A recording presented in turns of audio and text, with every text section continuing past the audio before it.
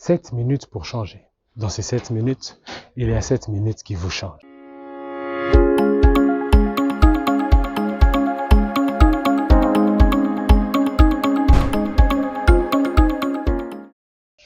Je suis Olivier Seth. Aujourd'hui, parlons de ce sujet que nous avons appelé influent. Influent comme étant, influent d'ailleurs venant du mot influence, vous l'aurez compris. Influent comme étant le fait d'exercer ou d'influencer quelque chose, d'influencer quelqu'un. Quelqu'un d'influent, c'est quelqu'un d'important. Quelqu'un qui est influent ou bref, quelqu'un qui est influent, c'est un leader. Un leader, c'est celui qui mène ou qui guide ou qui lead les autres par influence. Aujourd'hui, je vais vous dire certaines choses concernant l'influence, mais je ne vais pas vous dire ce qu'il faut faire pour devenir influent. Par contre, je vais vous dire ce qu'il ne faut pas faire si vous voulez être influent ou si vous voulez devenir influent. Mieux, si vous voulez rester influent. Si vous voulez devenir quelqu'un d'influent, si vous voulez devenir un leader, si vous devez devenir un leader, il y a des choses que vous ne devez pas faire. Dans le livre d'Ecclésiaste, le chapitre 9, le verset 10, la Bible dit « Tout ce que ta main trouve à faire avec ta force, fais-le, car il n'y a ni œuvre, ni pensée, ni force, ni sagesse, car il n'y a pas de place pour tout cela dans le séjour de mort où tu vas. » D'ailleurs, vous devez être influent. Je dis si vous voulez être influent. D'ailleurs, vous devez l'être. Vous devez être influent dans ne fût-ce qu'un seul domaine dans votre vie. Si vous voulez être un influenceur ou quelqu'un, un leader, il y a des choses que vous ne devez pas faire. Ou je vais dire ça comme ça. Je vais dire 3 choses qui vous empêcheront toujours d'être influent. La première des choses, c'est le fait de ne rien faire. Écoutez-moi, vous ne pouvez pas être influent si vous ne faites rien.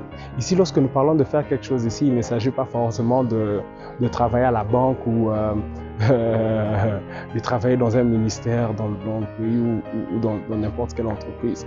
Mais quand je dis ici de faire quelque chose, il s'agit de découvrir ce pourquoi Dieu vous a envoyé sur la terre. Si vous voulez être influent, vous devez faire quelque chose de votre vie. Vous devez faire quelque chose de ce que vous êtes.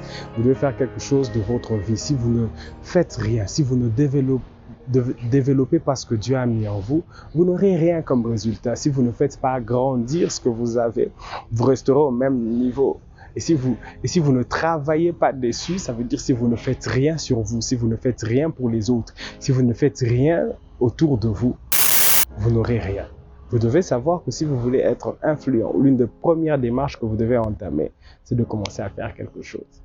Commencez à faire quelque chose de votre vie, commencez à faire quelque chose de vos avoirs, à faire quelque chose du potentiel que Dieu a mis en vous, à faire quelque chose de ce que vous avez comme bagage intellectuel, à faire quelque chose de ce que vous avez comme faculté, à faire quelque chose de ce que vous avez comme don, à faire quelque chose de ce que vous avez comme potentiel. Mais aussi, l'une des choses qui vous empêchera d'être influent, c'est le fait de ne pas faire.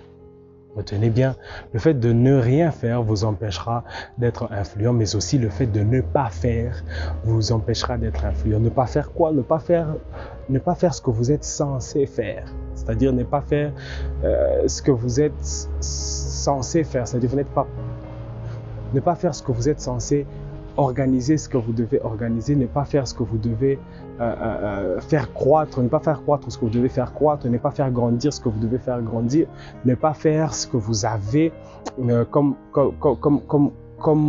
responsabilité, comme travail, comme positionnement. Comme le dit Ecclésiaste, là où nous allons dans le séjour de mort, il n'y a pas de place pour toutes ces choses. Écoutez-moi, c'est ici que nous devons faire des preuves. C'est ici que nous devons mettre au profit des autres ce que Dieu nous a donné. C'est ici que les dons que Dieu nous a donnés deviennent importants. C'est ici qu'il faut devenir influent. C'est sur la terre qu'il faut s'asseoir sur les trônes. C'est sur la terre qu'il faut devenir influent. C'est sur la terre qu'il faut devenir un leader accompli. C'est ici sur la terre que nous devons travailler. Ce n'est pas au ciel, c'est ici sur cette terre. C'est ici, sur cette terre.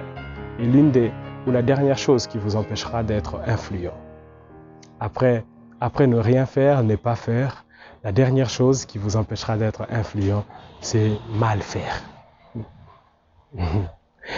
Nombreux font des choses. Nombreux font quelque chose d'ailleurs. Nombreux ont décidé de ne pas rester sans rien faire. Mais le problème, c'est que nombreux font mal les choses. Écoutez, si tu fais mal les choses, tu ne seras jamais influent. Jamais. Il faut faire les choses. Il faut commencer à les faire. Mais il faut les faire de la bonne manière. Il faut les faire de la meilleure des manières, mieux de la bonne manière. Écoutez, vous ne devez pas faire croître vos dons, croître vos talents dans le but de satisfaire vos propres passions. Personne n'est devenu influent parce qu'il a voulu se satisfaire.